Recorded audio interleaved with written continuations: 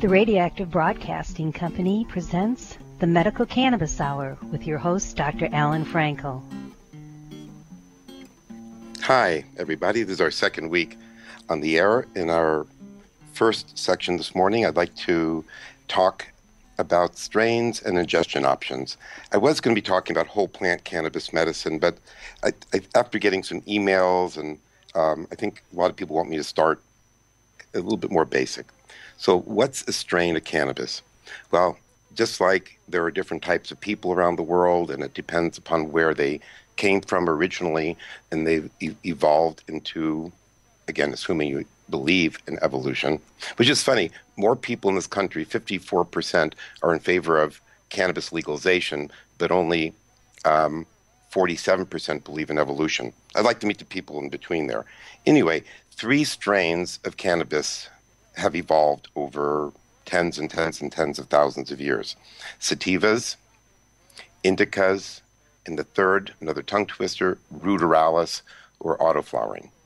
So let's take them one at a time. The sativa and indica terms are in fact from ancient Sanskrit, over 3,000 years old. And the best we can tell, sativa means daytime and indica means nighttime. So they've made it pretty simple for us. And when you can find a very, very, very typical sativa versus a very typical indica, they're fairly different. Sativas are much less likely to give couch lock. Overall, they work better for anxiety. They're meant more as daytime strains because they're so much, less sedating. They're a little, what I call, uppity. Indica strains are definitely more the, quote, cushy types of strains where definitely likely to give you couch lock for deep pain, deep muscle spasm, tend to be more effective, but also that tends to cause a little bit more, paranoia. So the problem with the strain medicine in general is that the odds of a patient going to a store or dealing with anybody obtaining medical cannabis, the odds of them knowing really, really what's in there is pretty unlikely. So the third strain, which is generally not talked about, but it's very interesting, ruderalis. Ruderalis is also called the auto-flowering strain because you don't have to put it through different light cycles. Anybody can buy a ruderalis seed and plant it, and then around 65 to 75 days later, with just water and any decent light, you'll have a little bit of cannabis. And these were plants that evolved in the Russian steppes where light was probably not conducive so much for growing cannabis. And those strains in Europe are being used a lot because there's not the same room that we have in the United States. So they do it in a meter squared of auto-flowering plants will generally produce a pound of cannabis. And people are starting to do it more, and they're fun. But again, going by strain-based medicine is difficult, and what we'll be talking about over and over and over again is not so much exactly what the strain is, but what is the chemical makeup of this? What is the history of this? How does this respond differently for different people? We're seeing some strains that we just finished a study, actually a fairly large one, where if you harvest the plants at time A versus time B, you actually get different expressions of the molecules in the medicine, and it makes different medicine. So it's not only different strains can produce very different effects, the same strain picked differently can have very different effects. Whether it's outdoor or indoor, it can be expressed differently. How it's watered, plants nearby it. So there's tons of variables, and for most people, most of the time, just medicating with the raw plant, works out. But I don't think it works out as well because you don't know what you're taking. And I think it's hard to disagree that the doctor and the patient, ideally should be both aware of what the patient's taking. We will be having a guest on our show, Lawrence Ringo, one of my favorite people, a great grower and seed specialist. Should we bring him on to this section or wait to the next? You can go ahead and bring him on. Let's welcome Lawrence Lawrence Ringo's Ringo. on the phone. Hey, Ringo, are you there? Yeah, I'm here. How's it going? Hey, how you doing today? Doing well. It's a nice day Yeah. out. So, been working with Ringo. Actually, I've known Ringo for quite a while, but we've been working closely much more the last 8 to 10 months. And Ringo, why don't you tell us where you're located approximately, no addresses, and what you're doing? Okay, I'm located in southern Humboldt, about a 5-hour trip north of San Francisco, 60 miles inland from the coast, and I'm running a seed collective and just opening up a new cooperative, the Lost Coast Botanicals. And I've been breeding CBDs for the last 4 or 5 years, pretty heavy, once I found out what I had and nobody else did, and what the benefits of it was.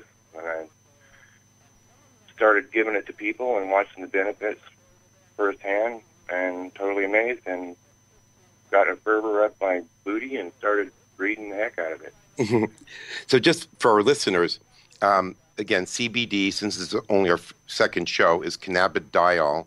It's one of the cannabinoids, major molecules in the plant, and it's not psychoactive. So, Ringo, I'm sure for years you were dealing with seeds that contained, as far as we knew, just the genetics for THC.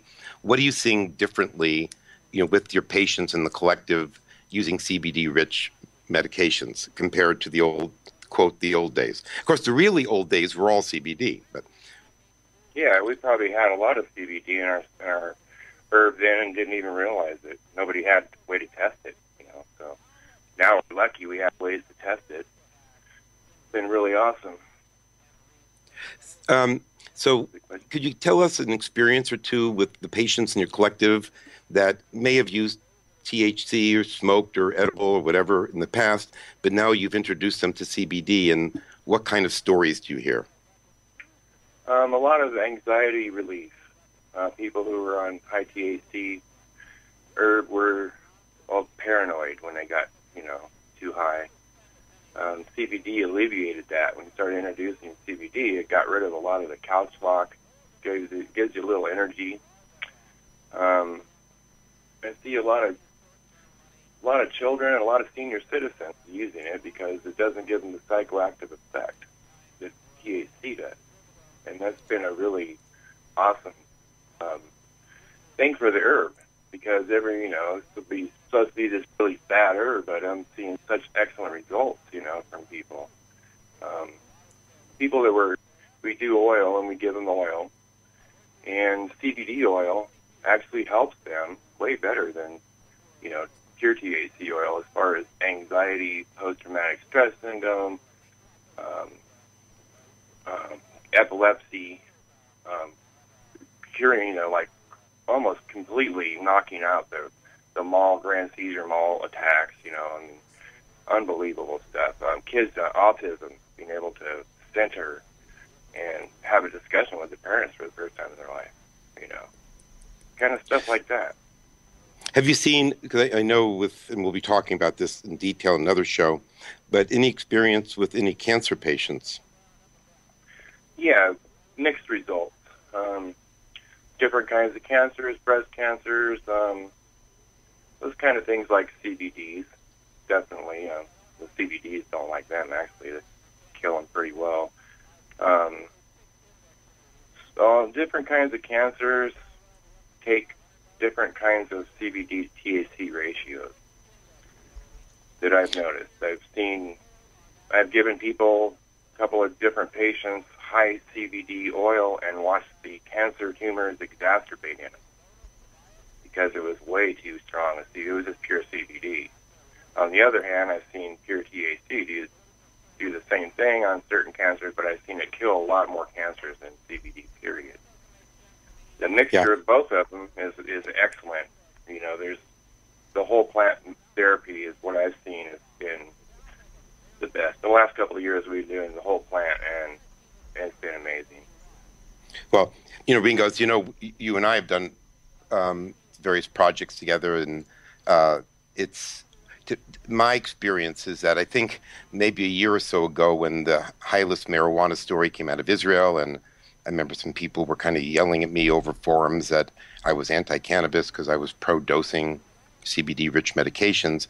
But I think we're going through a little period now where people are trashing THC way too much. And at least from my experience, with patients, if I make a mistake or an error in how to start the person off, it's usually I'm giving them too little THC, not too much. But one of the ways of avoiding this is by having multiple options. So could you tell us a little bit about the different the ratios? Actually, we're going to have to cut to a quick break, but we will be back after the break with, of course, Dr. Alan Frankel on the Medical Cannabis Hour. And Lawrence, stick with us. Lawrence Ringo will be back with us as well to give us some more great updates. We'll see you right after the break.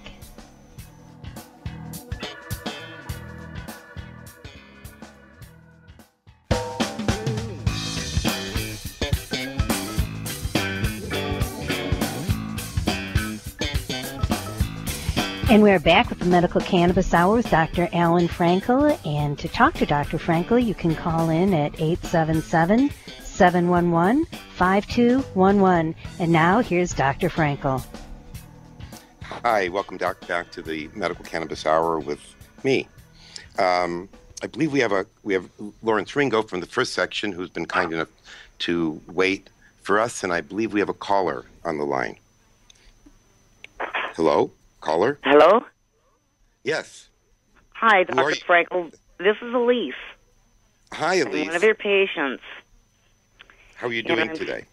I'm doing pretty well, thank you so very much. And I do have a question I'd like to ask, because I have been using the CBD tincture, and I use a low dose of THC with a higher dose of the CBD. And I have been diagnosed because I have so many problems with intractable pain. So I'm on a lot of pharmaceutical medication. Mm-hmm. And I notice even sometimes those medications, as strong as some of them are, can't touch this pain very well. But the CBD seems to be helping a great deal. And how does that work as a complement or with the other medications I am taking? Well, a couple of things. First of all, let's talk about THC that you're taking. That, in my experience, I believe you're someone who can tolerate THC pretty well. Oh, yes. That's not a problem for me. Yeah, no problem. Great.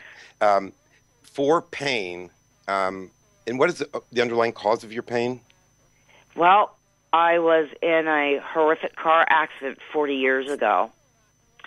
And 2 years ago, I underwent cervical disc surgery. And although every disc in my neck is damaged, they repaired, fused C3 to C6. And I am plated from C3 to C7. I have 2 ruptured discs in my L spine at L1-2. I've got fibromyalgia. I have arthritis. In fact, 2 types of arthritis. And the pain is chronic.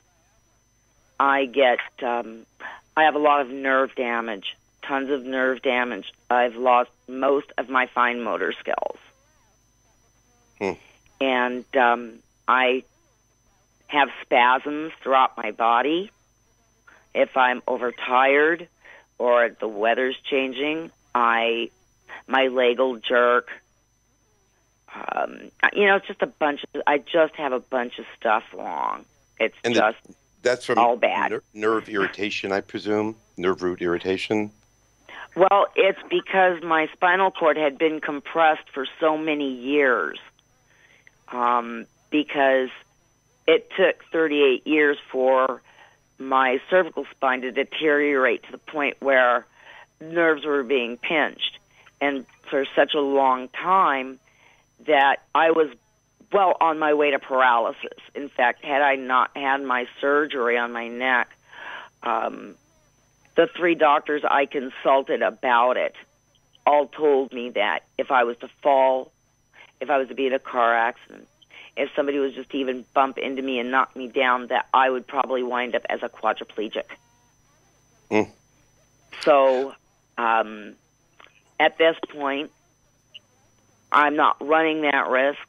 My surgeon told me that just because he was able to fuse the discs in my neck that he did, it did not preclude future surgeries on my neck.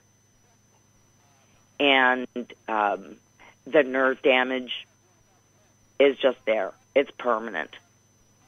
Well, as some of our listeners might know, but most not, that see, one of the things that cannabidiol CBD was patented for was brain and peripheral nerve protection. Now, for you're using a ratio. What kind of extract are you using right now? I'm using a 2. I'm Okay. using its. Let me go on and you see if I can find one of my bottles, because it's been very Alan, difficult. we have another caller, Cynthia from California, on the line as well. Just wanted to let you know you've got another in the queue. Great. Well, Elise. Yes, sir. What I think would work better for you, I think getting a little more THC in your extract would be beneficial. And since you do and have used the THC in the past, I don't think you'll have any significant psychoactivity problems. So I would go with a 1-to-1 ratio. It can be somewhere around, in the bottle, you'll notice 15 milligrams of ml per ml for CBD and the same for THC. And Okay. I would use the same dose you're using now, but switch to the extract one step up. Ringo, are you there? Oh, yeah, I'm here listening. Yeah, thank you.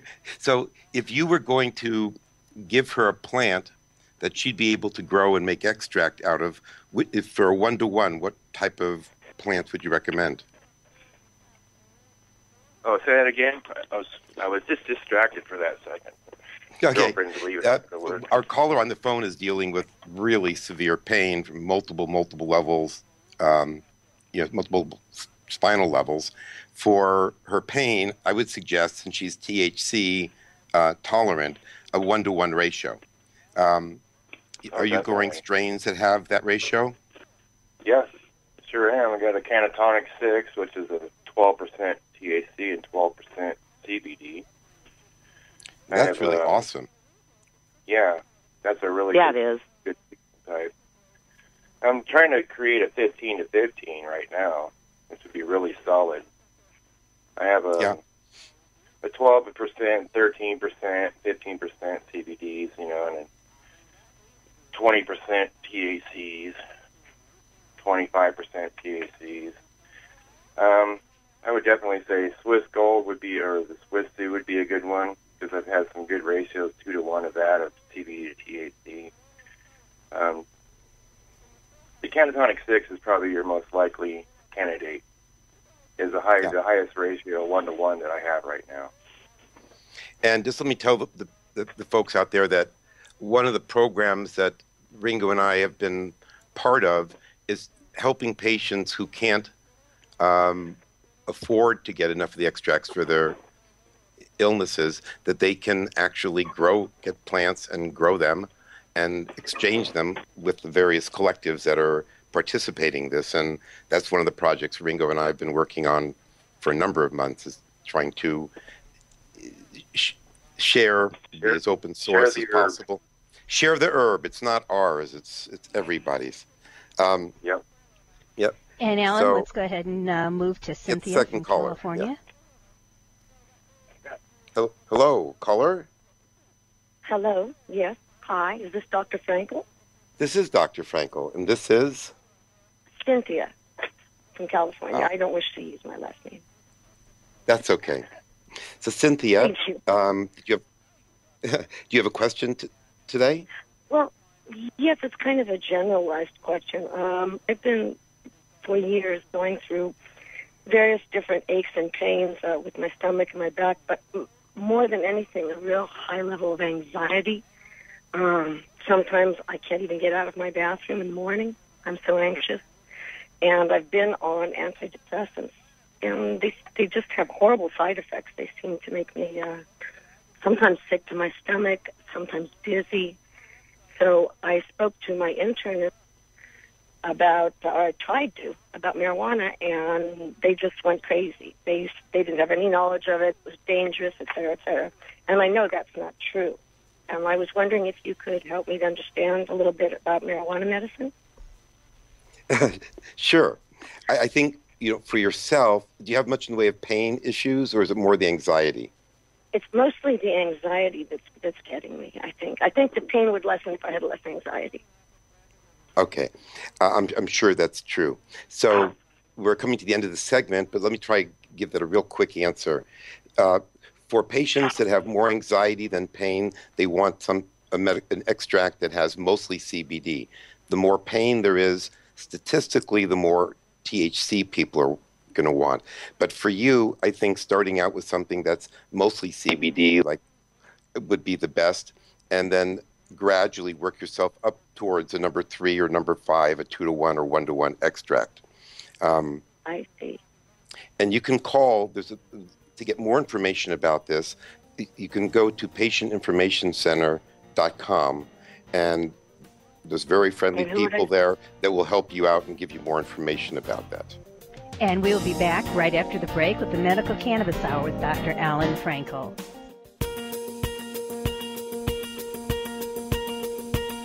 And we're back with the Medical Cannabis Hour with Dr. Alan Frankel. And to talk to Dr. Frankel, you can call 877-711-5211. That's 877-711-5211. And now here's Dr. Frankel. Hi, welcome back to the Medical Cannabis Hour with me, Dr. Frankel. We have on the line our guest today, Lawrence Ringo, a grower, a seed meister, genetics master, and we've been talking about different ratios of CBD. So I thought I'd take 30 seconds to briefly explain again. We'll be going over this many, many times. But the plants come out of the ground with different ratios of cannabinoids, terpenes, flavonoids, all molecules that you'll be learning more and more about, every week. And they when they're extracted into oils, made into medicines, if you do it properly and cleanly, all those molecules come into the extract, or all those molecules are in the plant when you smoke it or vaporize it, cook with it, or eat it for that matter. So the extracts more and more are being described on a 1 to 10 scale, just like a 1 to 10 pain scale, but this is a 1 to 10 psychoactive scale. So a 1 is going to be almost all CBD, a plant that naturally makes pretty much all CBD, very little THC, and actually has less THC than hemp. And there are strains that make pretty much all THC. There's lots of strains that make all THC and everything in between. So a number 1 that's pretty much all CBD is going to have very, very little psychoactivity. A number 10 is going to have a lot of psychoactivity. So since this translates to the garden, Ringo, just tell us a little bit of how you've kind of helped the world create all the different ratios, and because all these plants have very different effects. With science, I was able to use a local tester down in Santa Rosa County, or Sonoma County, and pre-test all my starts when they got about 6 or 8 weeks old. I take leaves off, and she gives me the ratios of those leaves, and I'm able to isolate on the ratio that I have. So I could have males at 1 to 1 or 20 to 1 or whatever, as far as 1% THC and 20% CBD. And taking those, crossed them with all the famous clones and just female seeds, and created a bunch of, female male seeds that you can use the males to isolate, and pick the perfect phenome that you can isolate with your perfect picked phenome of your female, and thus making a stabilized strain really relatively quickly.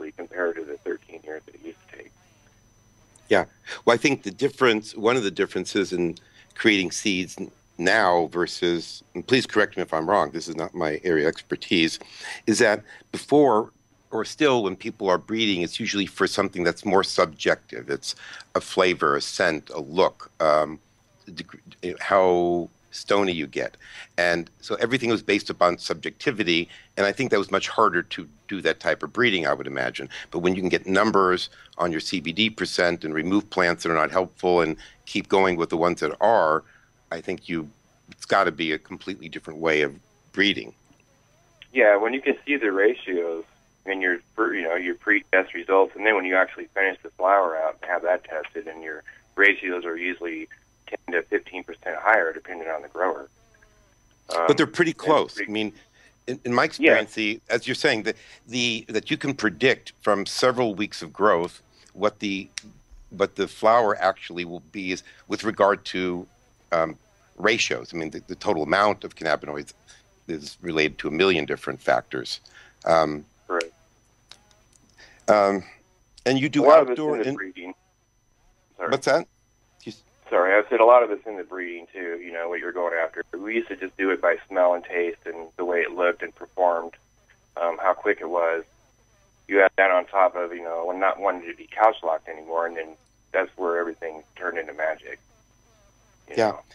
I think that most of our listeners, when they think about cannabis, they think about something that gets you stoned. And when you think about when you listen to a statement that says use CBD containing cannabis and you'll be focused and clear, it's until people try it, it's a bit of a hard sell. It's actually been my generation, the baby boomers, since 1960 that have pretty much removed CBD from the plant. Not intentionally. I mean, just didn't keep breeding strains that were not psychoactive. We weren't aware of the CBD's attributes, and the government pretty much stifled all that information and kept it under wraps. They didn't want anyone to know what they know. They pretty much have programmed everybody to believe that it's really bad, and it's really not. The amazing thing is it's a beautiful plant that has many attributes other than just medicine. And so for them to make it illegal and to have all this, say how bad it is for 75 years, and for people to hear that it really isn't, that's pretty hard to choke down, Well, so I would suggest a lot of phobia is from propaganda that they spewed onto everybody for 75 years. It's really and it's our job to make it right. That's why we're here. That is why we're here. And for listeners who aren't aware of how much, and I don't want to make this too much into a political show, but it has to be, because it's become a politicized medicine. In this country and in many others, cannabis has been studied scientifically since the 60s, and even a bit earlier. And there are plenty of high-placed, let's call them departments in our government that have patents, up to 150 patents on cannabinoids, grow licenses, various other things. So it's clearly not that people feel that it's not of use. It's just everybody wants it for themselves. And it's everybody grabbing in different ways that's causing all this problem. But it's absolutely not because of lack of efficacy or because of risks. I think we're done with reefer madness. Don't you hope so, Ringo? Yes, I'm pretty sure we are. I mean, the cat's out of the bag. You can just look on the internet. Thankfully, the internet's there. That's, there's a lot of truth in there. People just have to believe, and want to believe what the real truths are. And the real truths are in the last 40 years, it's been tested and retested and analyzed and overanalyzed, and they can't find anything about it that's bad. It's never killed anybody, but yet it's helping millions of people. So what's going on here? I love the one quote that goes around that the lethal dose of cannabis is smoking 2 tons in 15 minutes. Now, the only way that I can think of 2 tons of cannabis killing you is if it falls on you. That's what it would take. No, and by the way, a lot of people don't know the reason why cannabis can't kill you. The reason is that it's not that we have no cannabis or CB1, cannabinoid receptor 1 receptors in our brainstem that controls those minor activities such as heartbeat and breathing, but there are very, very, very few receptors for cannabis in the brainstem. There are tons of receptors for benzodiazepines like Xanax and Klonopin, and certainly narcotics. I mean, narcotic receptors in the brainstem are a plethora of them. So that is the reason that cannabis cannot kill you. That's the only, I mean, I don't know if it's the only reason, but I think other than it falling on you, it's pretty much impossible. And I just to throw in one thing that I'm sure I'll be throwing a lot more out, I'd like to get your take on it, Ringo. I'm beginning to feel, as a physician, where I'm seeing 1 or 2 milligrams of whole plant medicine changing somebody's day, that to me, after practicing internal medicine for 35 years, it feels like it's a replacement dose, that for anxiety, most pain syndromes, and so many other things, 1 or 2 milligrams will make a huge, huge difference. And that speaks of like a replacement dose. And it just makes people feel fine. It's not making people feel altered. Well, when you can take a pill and it'll get rid of a headache, or you could have an elixir or a tincture and have a spray, and it does the same thing as an aspirin does, but you don't have any of the weird side effects after eating aspirin for 50 years, your liver, all the other kind of stuff, then it's kind of a no-brainer there.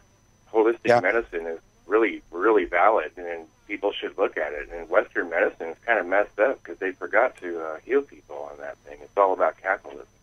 Yeah, and I think with my practice, I kind of incorporate both views, and I have prescription pads on my desk. I use most of them after I void the front and write a note on the back.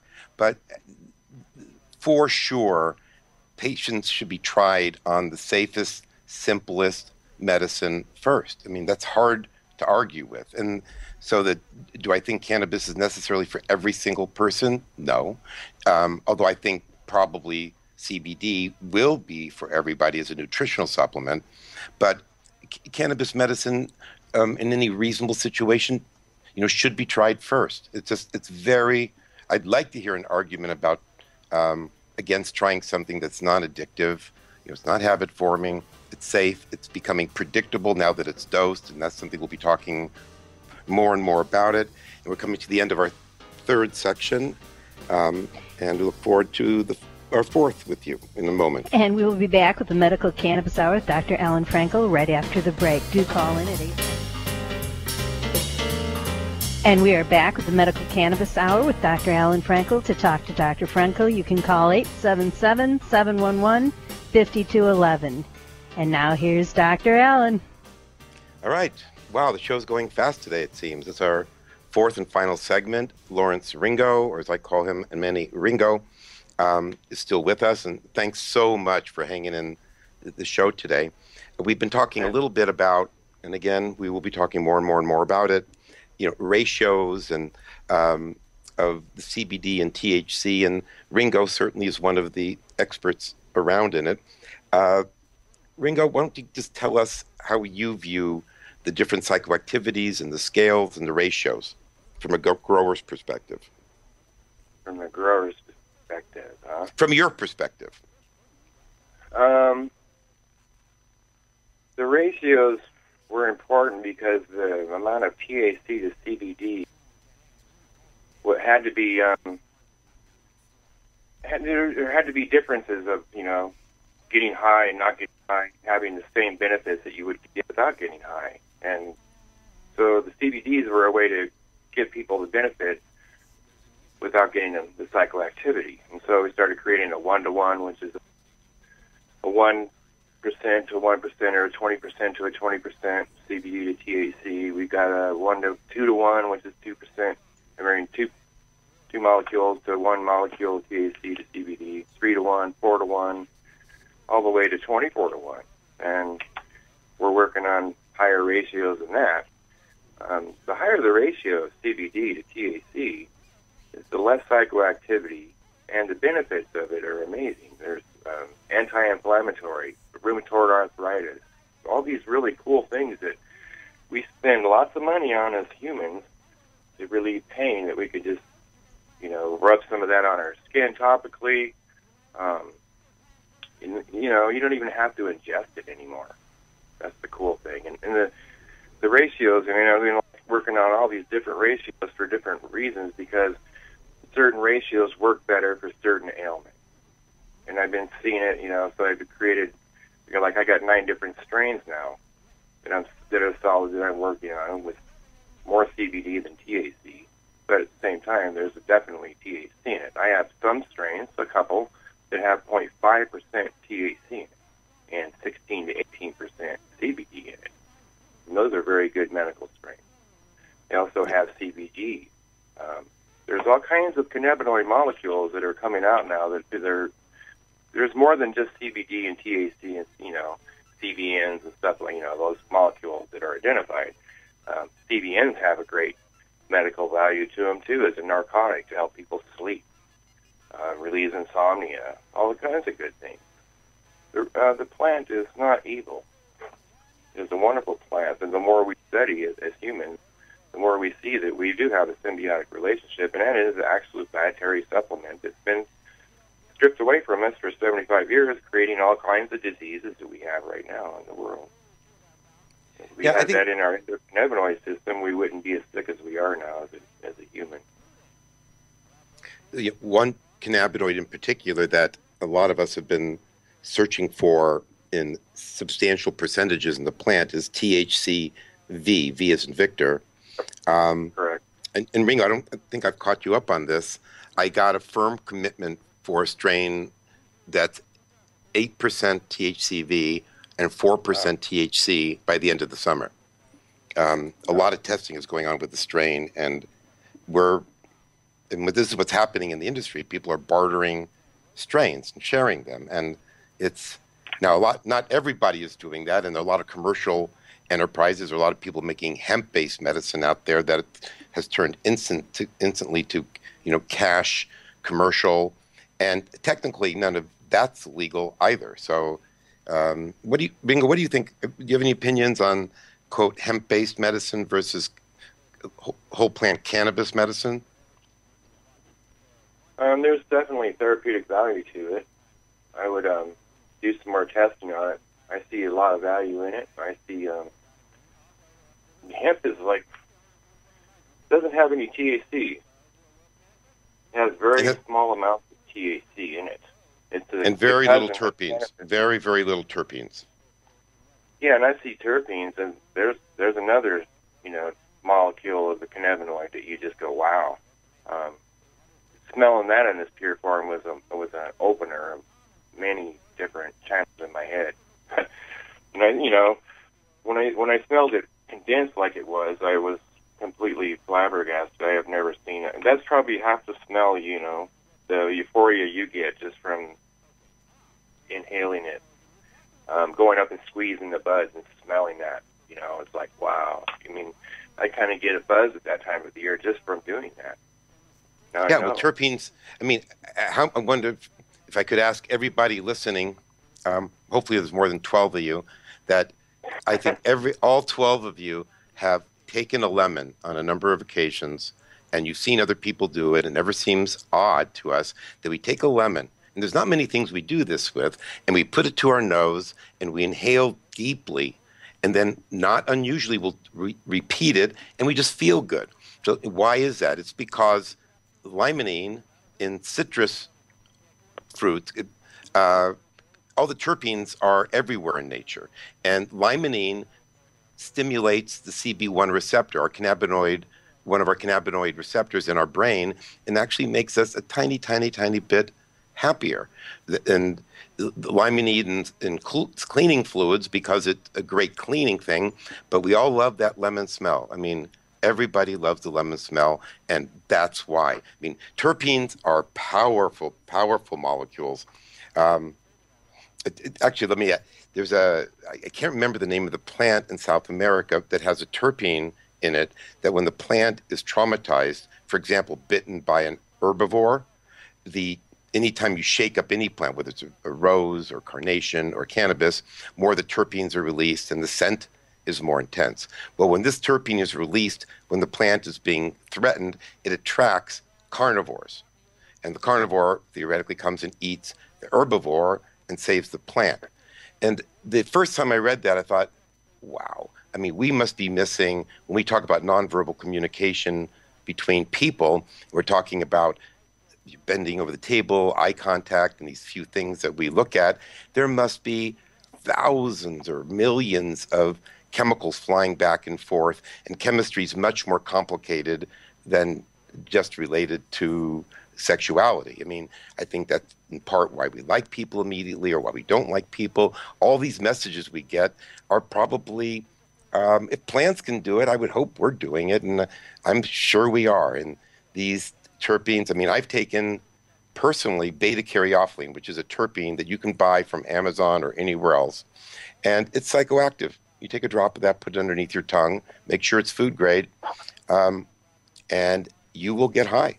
There's just no question. And the making medications with the full complement, the whole plant, is, in my opinion, the most critical thing. And to try avoid excessive heat, damaging the plant, treating them like the way they should be treated. I mean, Ringo, don't you mean people talk about this all the time, but I've done a little growing myself, and I think people who grow cannabis, and maybe all plants, but certainly with cannabis, you get a personal relationship with the plants, and sometimes it's different with one plant than another. Oh yeah, definitely. Especially when you breed them, and you're cracking the seeds and watching them grow from little babies up to these big old mammy behemoth plants that are, you just go wow. And then when the fruit happens, you just even go more wow. It's pretty amazing. You do have a relationship, a symbiotic relationship with them. I mean, the first time I saw it, when I was captivated, I was just like, what is this? And I knew I was going to have something to do with it, because it just amazed me that it was so big and huge and gorgeous, and it was so inert.